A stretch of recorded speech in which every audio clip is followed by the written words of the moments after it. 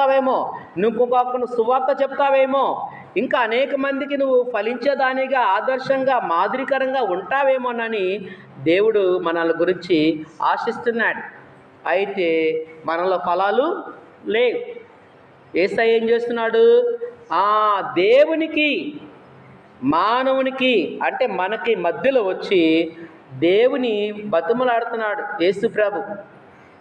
చూడండి ఏమంటున్నాడంటే, అయ్యా ఈ ఒక్క సంవత్సరము ఉండని, ఈ ఒక్క సంవత్సరం ఉండని అయ్యా అని బతుకులాడుతున్నాడు. కాబట్టి నీవు నేను ఈరోజు క్షేమంగా ఉన్నామంటే, అనేక మంది రోజుకి కొన్ని లక్షల మంది యాక్సిడెంట్కి గురై చనిపోతున్నారు. అనేక మంది అనేక రోగాలు పడి చనిపోతున్నారు. మరి నిన్ను నన్ను క్షేమంగా ఉంచాడంటే దేవునికి మనకి మధ్యలో ఎవరు నీ తరపున ప్రభుని బతుమలాడుతున్నాడు? యేసయ్య ఉన్నాడు. యేసయ్య ఉండి నీ తరపున